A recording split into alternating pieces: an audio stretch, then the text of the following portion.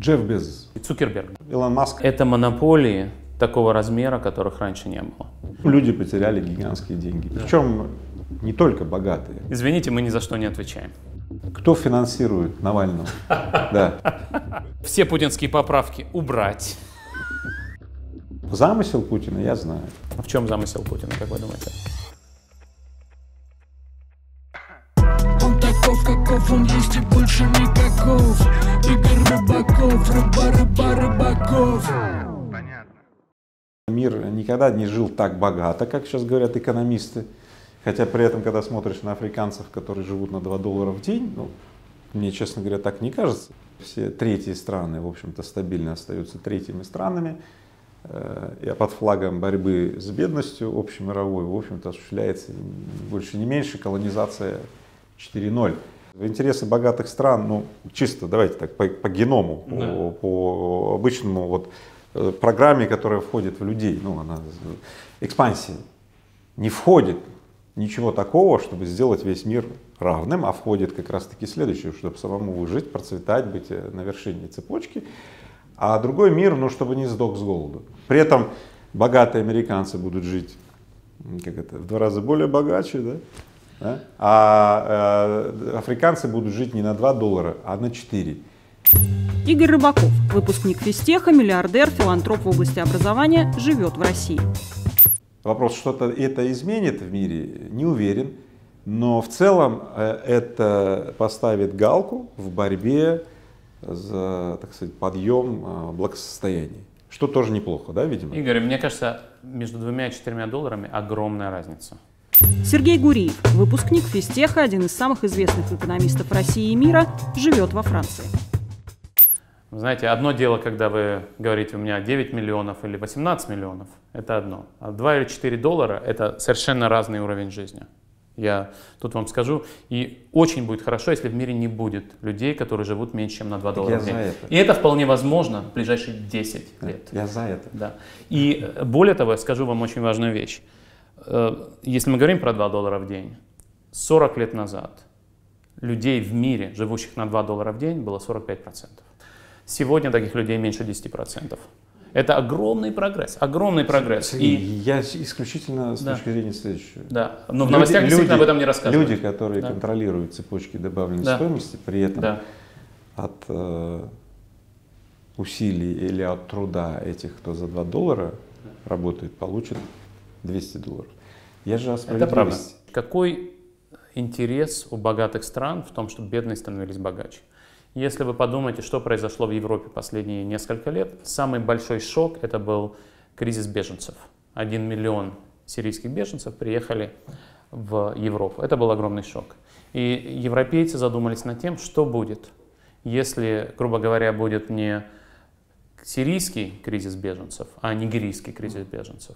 Речь будет идти не о миллионе, а о десятках миллионов людей. И поэтому сегодня Европейский Союз думает над тем, что нужно сделать, чтобы в Африке были рабочие места, чтобы в Африке был рост доходов. И это в интересах европейцев. На самом деле некоторые страны стали богатыми. Южная Корея, Чили, Япония.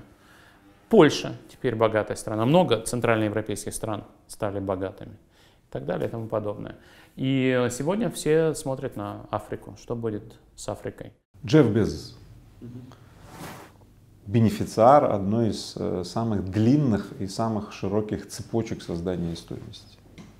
Один человек, Джефф Безос, сегодня контролирует триллион экономики, завтра будет контролировать 10 триллионов. Вне всякого сомнения. Это так называемый редкий случай полного консенсуса. Да? Да. Вот. 100 триллионов экономика мира, условно говоря, да, там оценивается. Да. Джефф Безос не пройдет и несколько лет, там, 10 лет, будет контролировать 10% цепочек добавленной стоимости. Один человек. Конкретный вопрос вам. Вы считаете, что необходимо взять под контроль общественный или какой-то регуляторный контроль Джеффа Безоса? Как быть? Это один из центральных вопросов сегодняшней экономической политики. Потому что действительно при нынешнем уровне развития технологий глобализации вы получаете ситуацию, где победитель получает все. И действительно несколько компаний сегодня стоят триллион. Это Amazon, Google, Facebook и Microsoft, да, время от времени одно больше, чем другое. Apple, 4 или 5 компаний близко находятся к триллиону. Ну, больше уже. Да, больше. И действительно, это монополии такого размера, которых раньше не было. Сегодня есть серьезная озабоченность в том, что американские технологические компании плохо регулируются антимонопольными органами. И сегодня идет дискуссия, что с этим делать.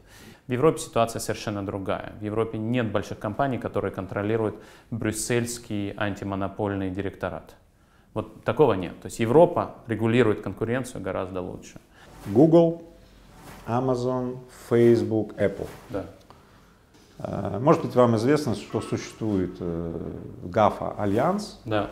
Какая роль современных экономистов? Ведь эти 4, извините меня, человека, 4 бенефициара или 4 группы, я знаю, бенефициаров, в принципе, прямым образом, своими директными действиями сегодня имеют власть больше, чем десяток стран вместе взятых.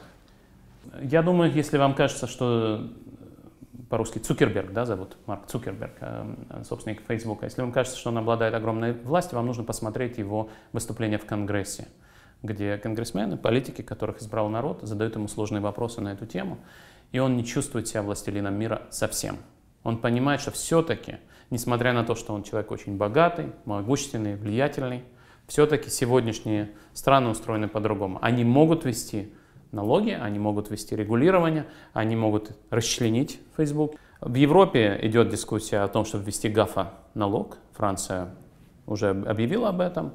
Французы говорят: подождите, вы зарабатываете деньги во Франции, ваши клиенты здесь, ваши данные генерируются здесь, а налоги вы платите в Ирландии или в Карибских островах. Расчетный бизнес действительно уходит в технологические компании. И это не только Facebook. Вот самый выдающийся стартап в Европе сегодня — это Revolut. Это стартап, основанный выпускником физтеха и Российской экономической школы Николаем Сторонским. Это не банк, и это не Facebook, это не социальная сеть, это просто расчетный финтех. И он работает хорошо и действительно угрожает расчетному бизнесу банка. Facebook до сих пор не запустил свою криптовалюту. И пока то, что мы видим, на самом деле удивительно внутри себя несогласованное предложение. То есть пока предложение не сформулировано. Это очень интересно, потому что в ГАФА-компаниях работает много экономистов, и они много сделали для того, чтобы Amazon был более эффективным, для того, чтобы Google был более эффективным. И в этом смысле там есть очень грамотные, выдающиеся экономисты. Но криптовалюты эти компании пока не запустили. Но даже если они их запустят, даже если они вытеснят с рынка условный Revolut или другие финтехи. Они купят Revolut. Может быть, и купят Revolut. Вот. И это, кстати, тоже проблема антимонопольной политики. То есть часть того, почему Facebook, Amazon и Google сегодня такие большие, потому что они настолько богаты, что они очень легко могут покупать потенциальных конкурентов. В ноябре 2008 года, я прямо сводку читаю, королева Великобритании Елизавета II, посещая лондонскую школу экономики, спросила экономистов, как они проглядели возможность банковского кризиса. Вот. И почему никто не мог это предвидеть. И вот группа ведущих специалистов направила королеве письмо, в котором извинилась за неумение предсказывать финансовый кризис.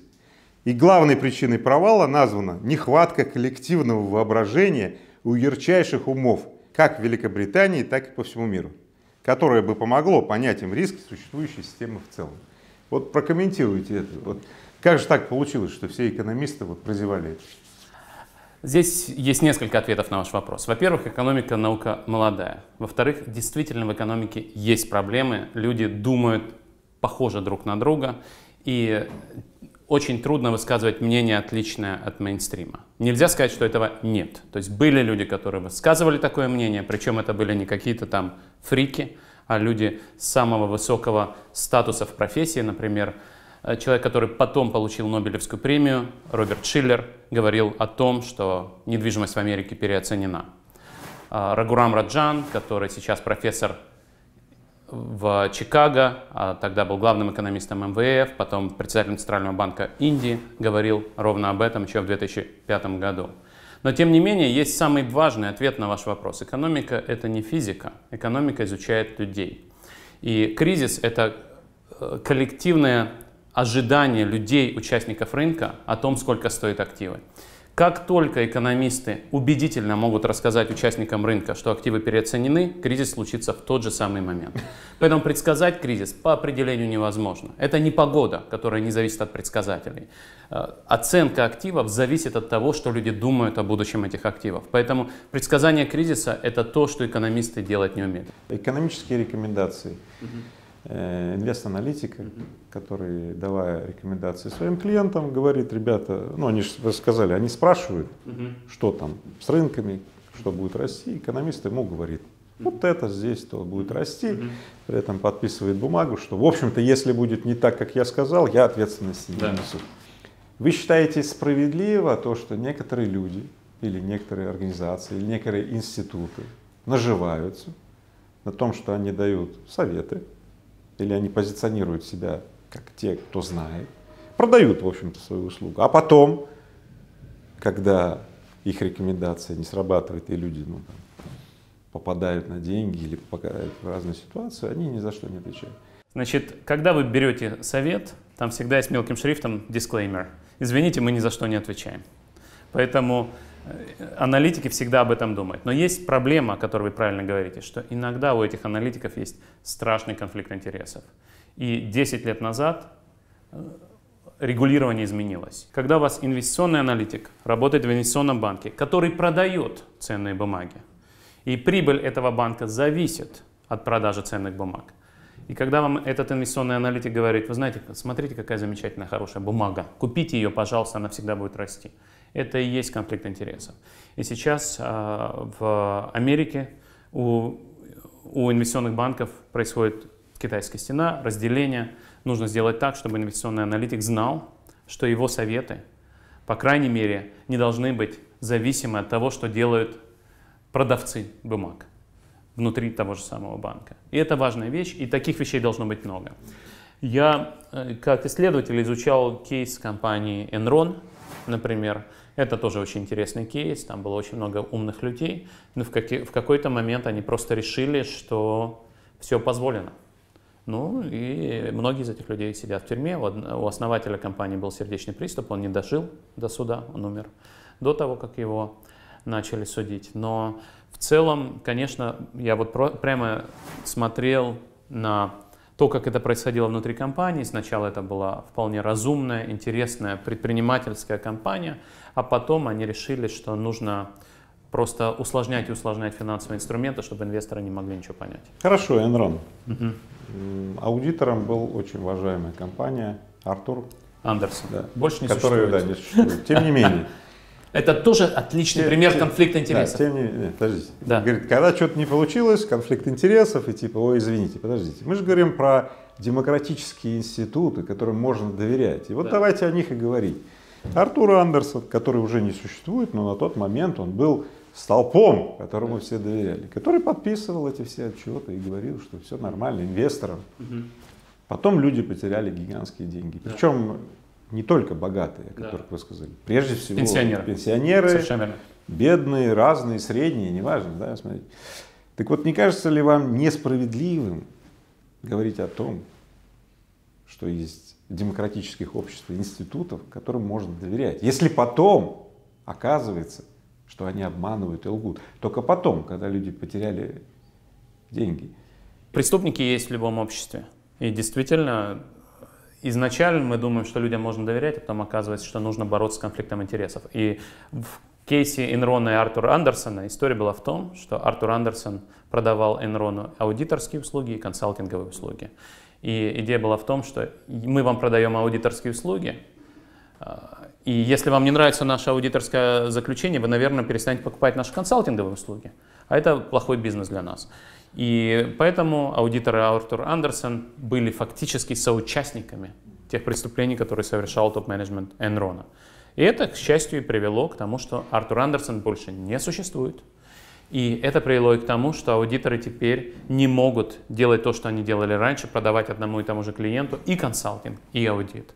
В следующий кризис в 2008-2009 году мы узнали многое о рейтинговых агентствах, а теперь больше регулирования рейтинговых агентств, которые рейтинговали AAA бумаги, которые не нужно было рейтинговать AAA. В общем, каждый кризис дает нам понять, как еще нужно бороться с конфликтом интересов. Но в целом вы правы, действительно, преступления бывают.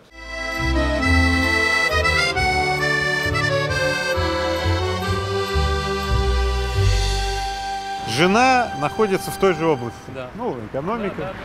Понятно, что это вы там что-то обмениваетесь или вообще в семье не обмениваетесь? Не обмениваемся, да. А конкурируете? Нет, мы вместе работаем. Нет, мы вместе. У нас есть несколько научных статей вместе, и она на самом деле более успешный экономист. Я такой человек более прикладной, она вот как ученый более успешный экономист, чем я.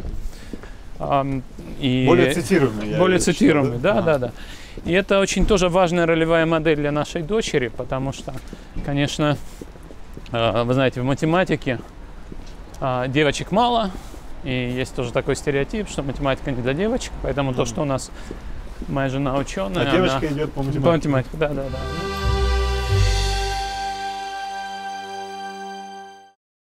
Илон Маска, конечно же, знаете. Знаю. Я читаю его русский твиттер. О, супер. У Илона Маска есть твиттер, и в нем он пишет по-русски. Отлично. То есть тот самый хайп, который Маск всегда использует для коммуникации с миром, значит, ну давайте условно назовем его благородный хайп, да, который приводит к тому, что все пишут про какие-то кибертраки, про что-то там, про луп, гиперлуп, у которого в сарае там стоит макет, и все инвесторы, он говорит, а вот я на ваши деньги, значит, макет построил. Тем не менее, я о благородном хайпе. Вы считаете допустимым использование благородного хайпа в современном мире для привлечения внимания к акциям Tesla, которые, ну, по фундаментальным показателям, ну, никак не соответствуют? Вы знаете, я думаю, что можно считать допустимым такой хайп, если вы дисклеймер пишете достаточно большими буквами. Понятно. И если вы не пытаетесь спарить его, неграмотным пенсионерам. Не курите травку. Я не рекомендую никому употреблять наркотики и сам не употребляю. Но если вы работаете с квалифицированными инвесторами и даете им большой дисклеймер, то это уже их проблема, что они вам доверяют. Если вы не пытаетесь впарить что-то неквалифицированным инвесторам, таким как, я не знаю, пенсионеры без высшего образования, то, мне кажется, это бизнес-отношения между взрослыми людьми. Поговорим о комфортных страданиях. Ну, человечество никогда так не жило богато в среднем. И вот сейчас вот героем, главой комфортных страданий человечества становится Безос, который недавно объявил, что он 10 миллиардов долларов выделяет на то, чтобы бороться с неведомым климатическим врагом, которого никто никогда не видел, но вот в Европе 2 лета были, как вы говорите, жаркие и так далее. То есть все вдруг стали замечать, что какие-то вот аномалии. Почему замечать? Пресса стала писать, и все вдруг стали нумерологии, так сказать. Это так всегда было. Да? Благородный хайп. Мы подтвердили, что это стратегия, а вот комфортные страдания, может быть, это еще более крутая стратегия, ведь бенефициарами является один Джефф Безос, он увеличивает свои цепочки добавленной стоимости, да, под предлогом борьбы с невидимым климатическим врагом. А комфортные страдания и вот это вот потенциальное потепление и трагедия, они касаются всех. То есть все люди могут испугаться от того, что завтра растают ледники и всех затопит.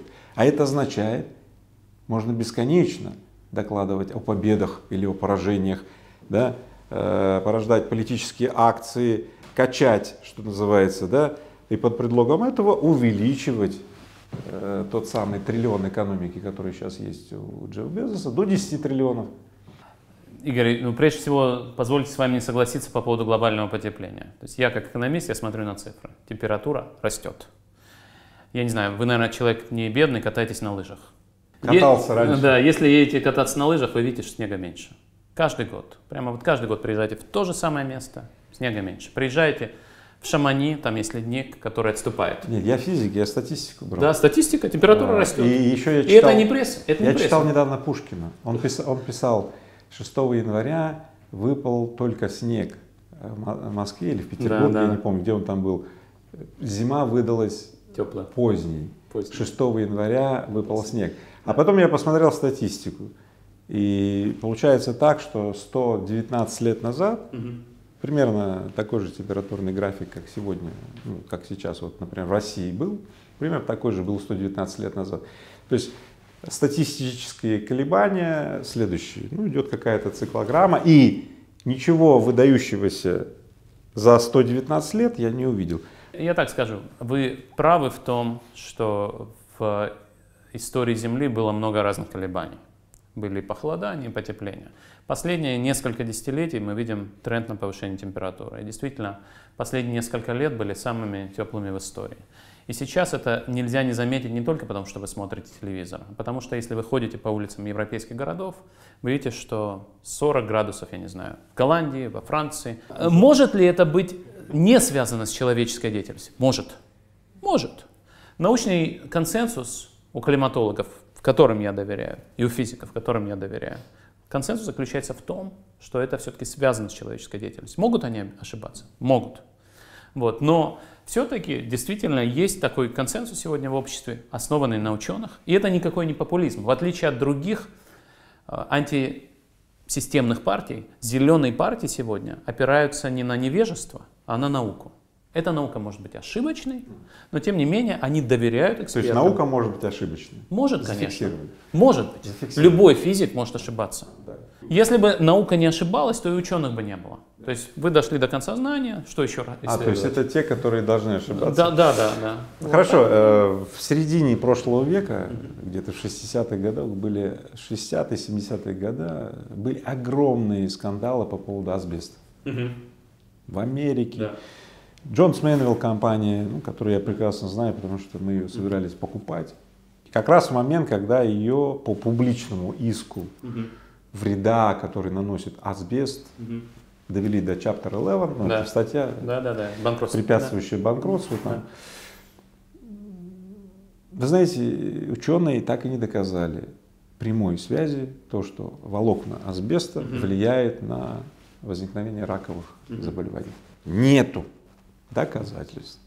Тем не менее, с десяток громаднейших компаний в Америке и несколько компаний в Европе были, так сказать, расчленены и поменяли акционеров. Да, после этого все затихло и как бы ну ведь акционеры сменились, у новых акционеров все нормально. Как вы смотрите на следующее? Перераспределение, которое устраивается в демократических обществах с помощью коллективных исков на основании надуманных вещей, по которым ошиблись те или иные ученые. Да.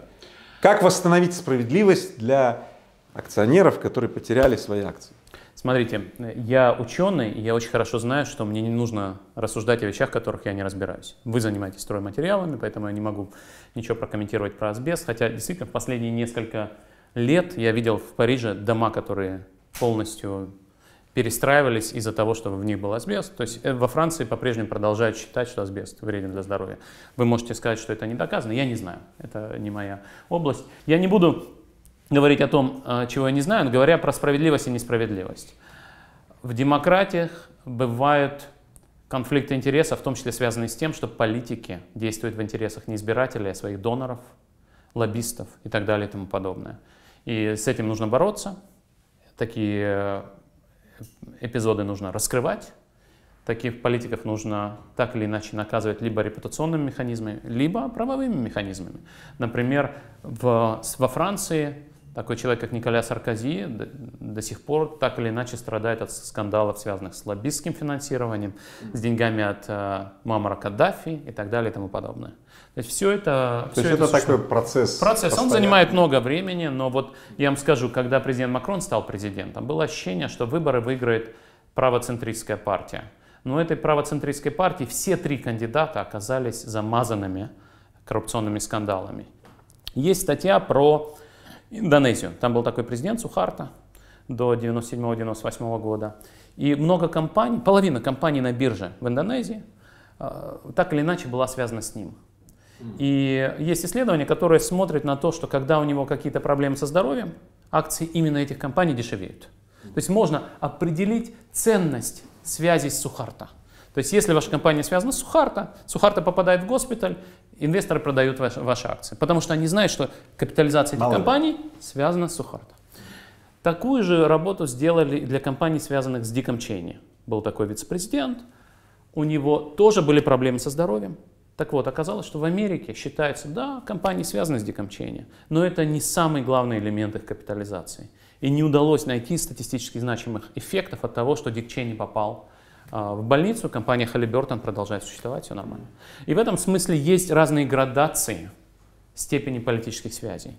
Есть нечестность политиков в Индонезии, нечестность политиков в Америке. Это совершенно разные уровни. Ну, мне понятно, о чем вы говорите, просто, конечно, размер американской экономики много больше, и Halliburton на ландшафте всей американской экономики это вот ничего. А в Индонезии экономика не столь большая, и потому понятно, что, скорее всего, чисто вот такой расклад. Игорь Рыбаков, Рыбаков. Понятно. Сегодня скорее можно сказать, что богатыми странами являются те, которые имеют демократические и политические институты. Если мы посмотрим на богатые страны по всему миру, то богатые страны по всему миру это либо демократические страны, либо это богатые нефтью ближневосточные монархии, либо это Сингапур. Все. Больше нет богатых стран в мире. Сингапур это одно важное исключение. Это автократия, да, это не демократия. Она движется в сторону демократии, но это автократия. Китай не демократическая страна, но это еще не богатая страна. Может быть, она не сможет стать богатой, не перейдя к демократии. Навальный — это меньшее зло для Путина. Является ли Навальный агентом Кремля? Ответ — нет. И вы должны знать, кто ворует больше. Нету доказательств. Россия — это не совсем обычная страна. Только 30% трудоустроены. А мир изменился сегодня очень сильно. Какую вы поправку предлагаете? Передайте привет тете Клаве с Саратова. Замысел Путина я знаю. А в чем замысел Путина, как вы думаете? Он таков, каков он есть и больше никаков. Игорь Рыбаков, Рыбаков. Понятно.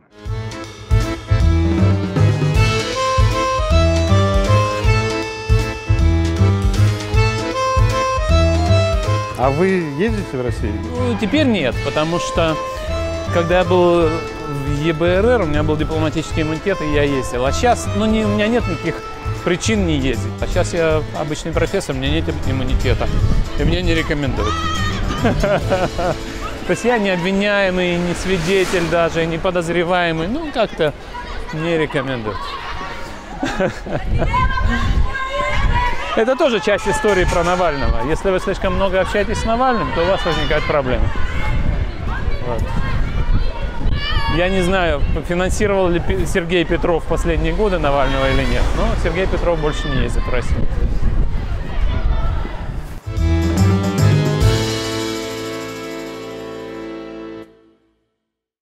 Хорошо. Физтехи везде. Я видел, что по рейтингу Forbes неожиданно физтехи — это не самый большой вуз, не самый большой, но с точки зрения участия в топовых активностях в бизнесе физтехи занимают очень видное место. И, как я теперь понимаю, не только в бизнесе, еще и в экономике и так далее. Вот. И в каких-то политических даже вопросах. Ашурков, вы тоже его знаете. Знаю Ашуркова, да. И он учился на моем курсе, и однажды я узнал, что он является действующим человеком, который рядом с Навальным делает всю эту историю. И давайте копнем эту тему. Все-таки кто финансирует Навального? Да. Я знаю, вы тоже финансируете. Я тоже финансирую. Да. Сколько? 10 тысяч вроде где-то? Ну, я слышал, да. с тех пор давал деньги. Да, но гораздо... тем не менее, все-таки на 10 тысяч невозможно осуществлять столь мощную, я считаю, медийную кампанию. Вот. Кто финансирует Навального? Хорошо. У меня есть ответ на наш вопрос. Большинство финансирования идет через розничный краудфандинг. Да. И я в это абсолютно верю.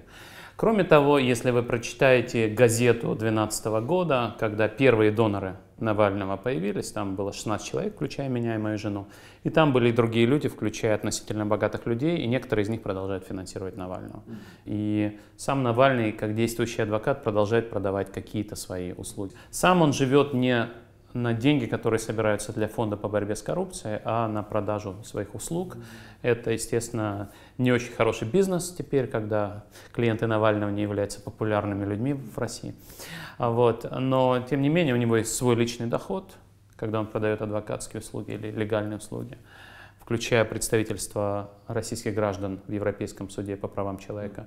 А есть сбор денег для фонда по борьбе с коррупцией, который включает в себя тех людей, которые были в этом списке 16 человек, плюс большинство доходов фонда по борьбе с коррупцией — это розничные пожертвования. Как может существовать в сильной или доминативной такой автократии, да, Россия, рупор, который постоянно выводит там на чистую воду. Ну, в принципе, вот такие вот фильмы там про дворцы, замки, про какие-то вызывающие, да, вещи, которые сильно портят репутацию действующей власти, да, и так далее, снижают рейтинги и так далее.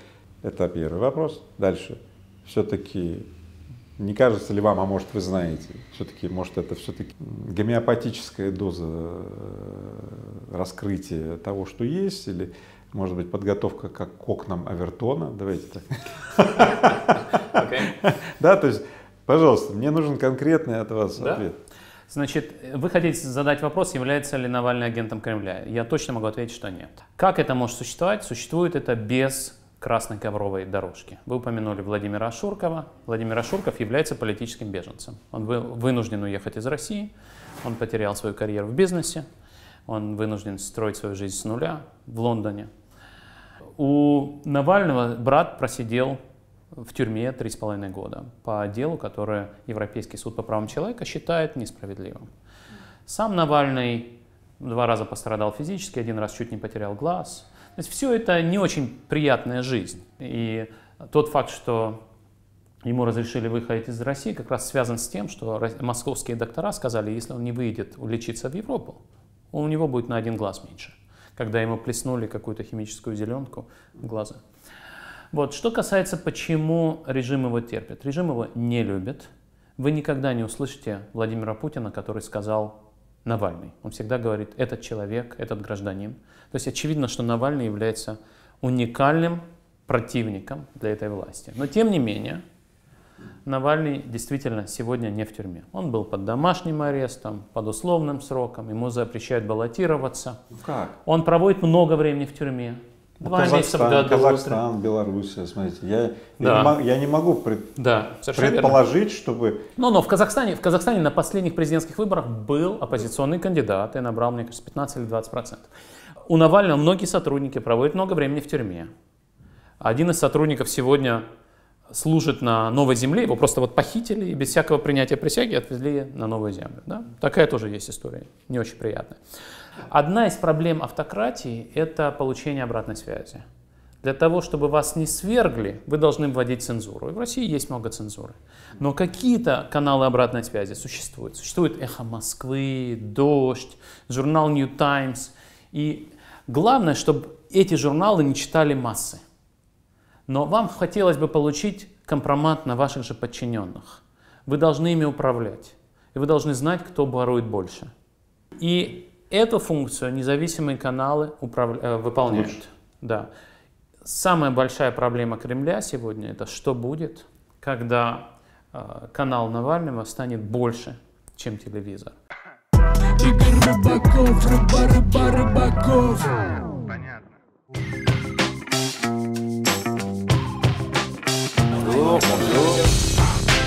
И как Что это?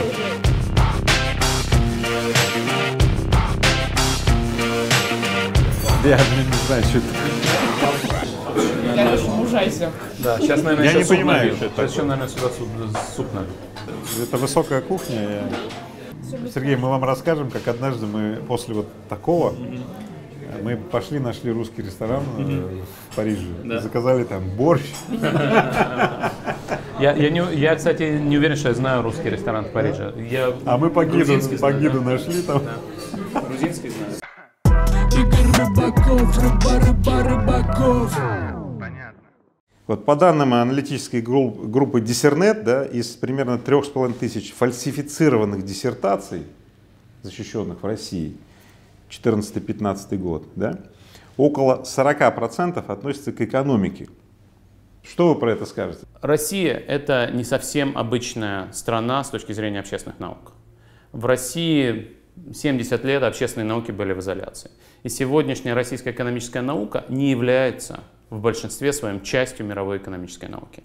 Есть отдельные примеры университетов, факультетов экономики, которые можно пересчитать на пальцах одной руки или двух рук, которые встроены в мировую систему. А так, в среднем, как вы правильно сказали, если возьмете медианного доктора экономических наук или кандидата экономических наук, то, скорее всего, это будет человек, который хотел получить какой-то статус, престиж, уважение. Он знает, что его родители уважают людей с научными степенями, поэтому он решил купить себе научную степень. И действительно, это легче сделать в экономике, чем в физико-математических или технических науках. Вот так это устроено, к сожалению. Это прямо большая катастрофа для всей экономической профессии, потому что если вы чиновник, вы хотите получить диссертацию, потому что ваши родители знают, что человек со степенью — это более престижно.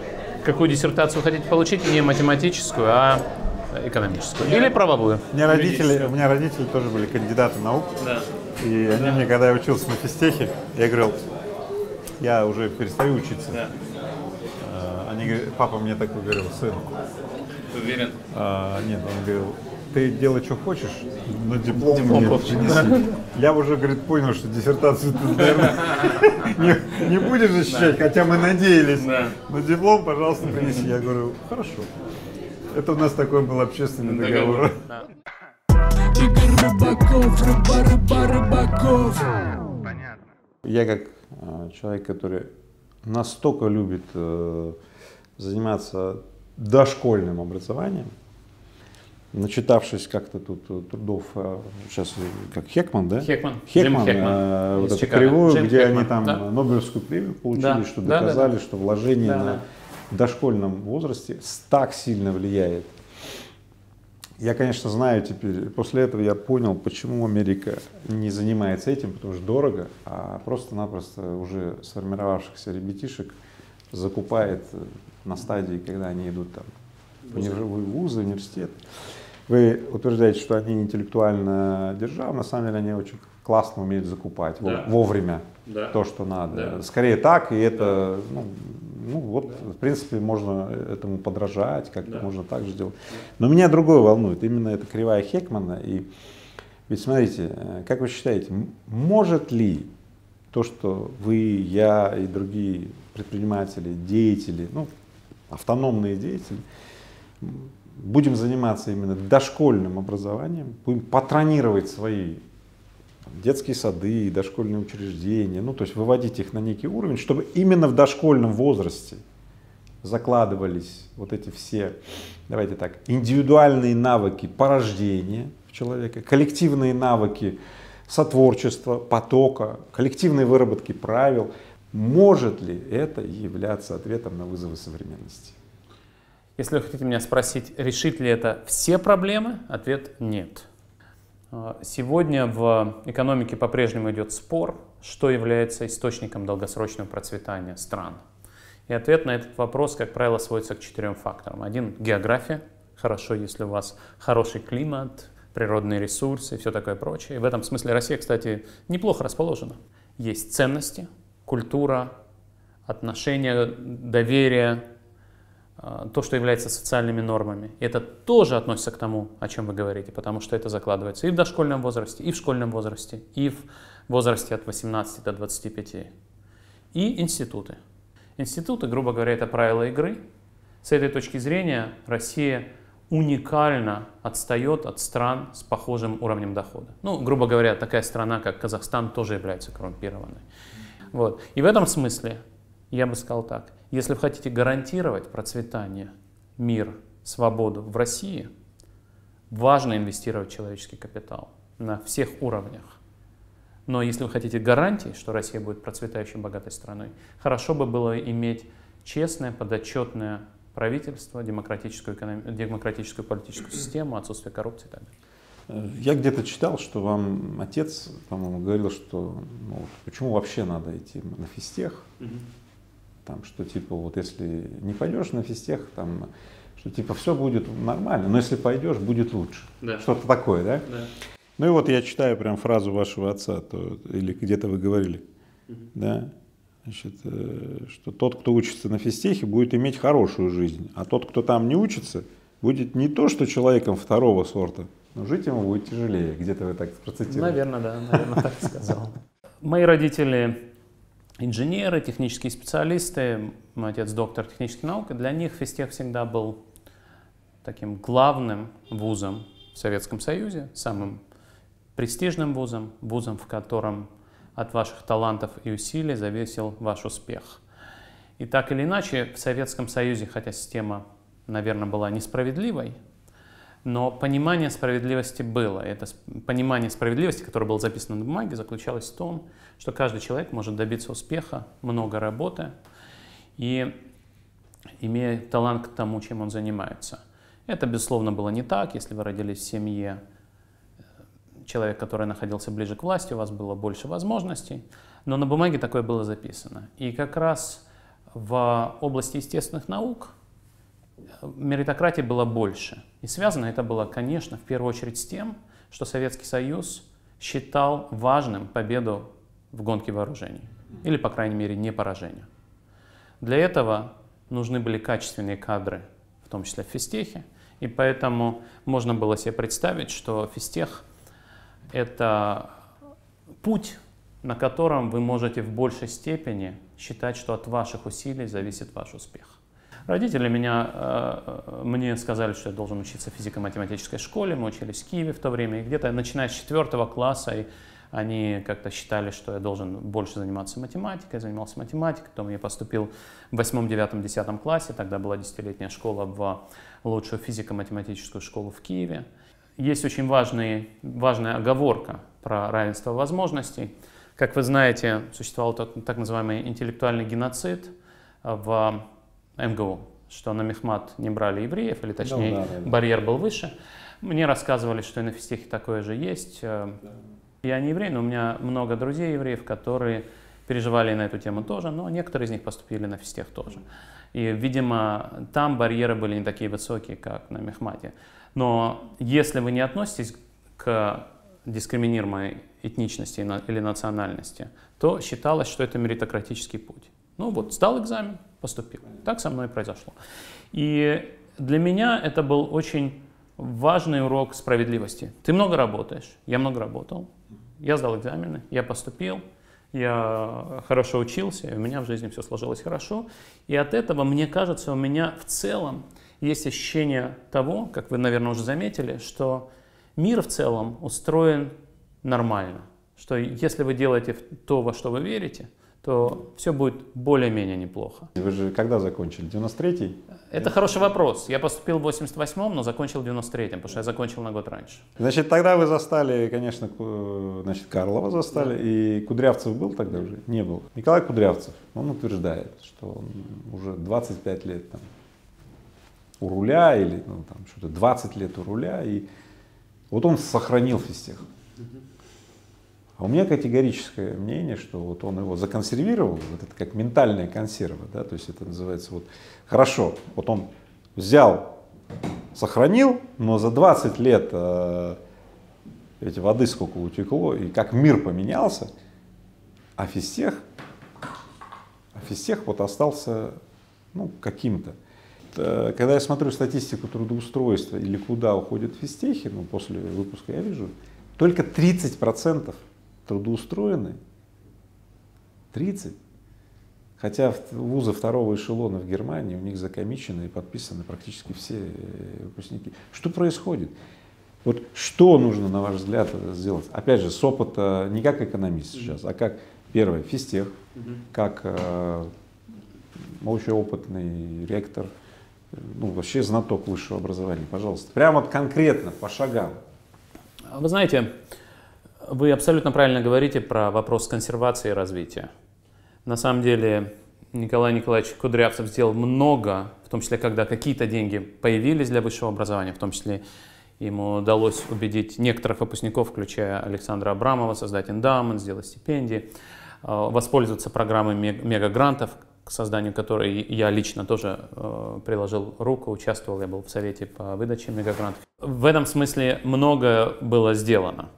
Но в целом я вам расскажу такую историю. Когда создавалась Сколково, был такой проект сделать это вместе с MIT, и высшее руководство MIT приехало в Москву, и они ездили по российским вузам и обсуждали состояние российской науки, преподавания.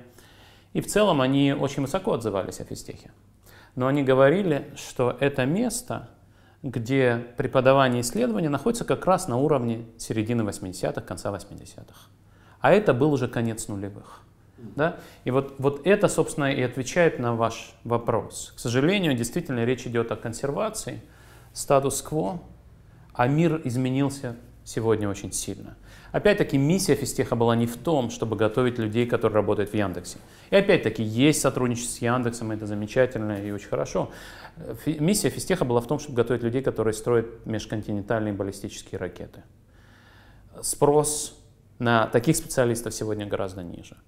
И это огромная проблема. То есть нужно думать о развитии. И ответ о том, что нужно делать, на самом деле, это, собственно, Сколковский институт технологий. То есть когда руководители MIT об этом думали, говорили, российские чиновники думали и говорили, они построили такой вот Сколтех. У него очень много проблем и недостатков, но он создан как современный вуз, который смотрит на то, что нужно сегодняшним инженерным предприятиям и готовит людей, а также является очень открытым к международному сотрудничеству. Возможно, у физтеха нет на это денег, возможно, есть слишком много традиций, которые трудно ломать, но в целом, конечно, нельзя видеть вуз, который будет оставаться на рубежах 80-х годов. При этом отбор работает, и это важное достижение физтеха.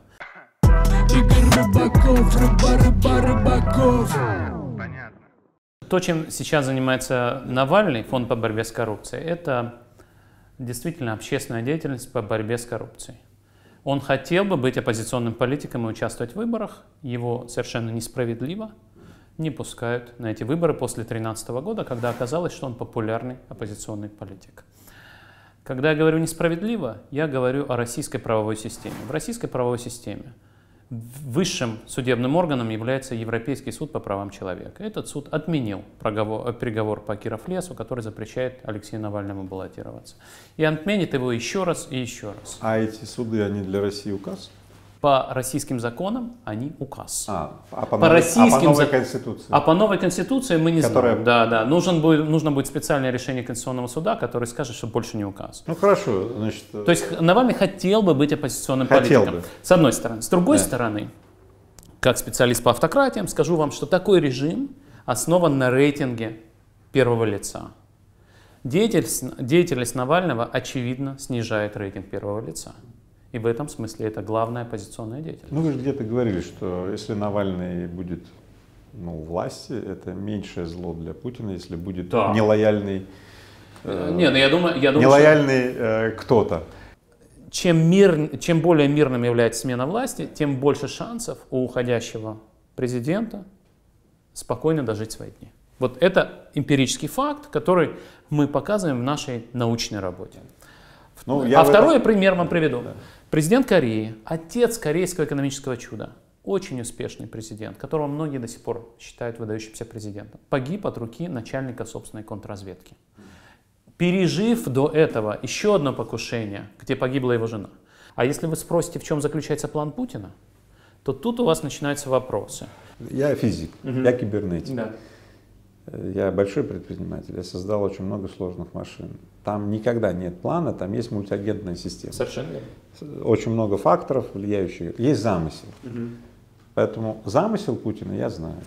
В чем замысел Путина, как вы думаете? Ну, дело в том, что вот сейчас я выскажу этот замысел, начнется опять дискуссия. Потому что у вас свое представление о замысле Путина. Смотрите, вся страна в России искренне сейчас думает, а какие же поправки внести, черт, в Конституцию. Передайте привет тете Клаве из Саратова. Какую вы поправку предлагаете конкретно, которую сейчас мы запишем, ну, вот вы озвучите, какую поправку предлагаете?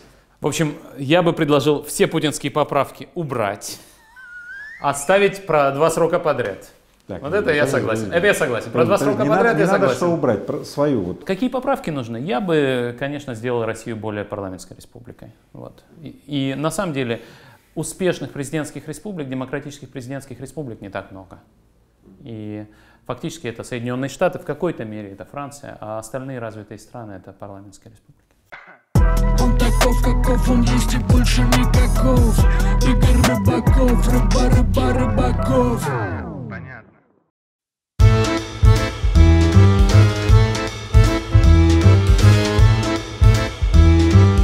К сожалению, страна, где нет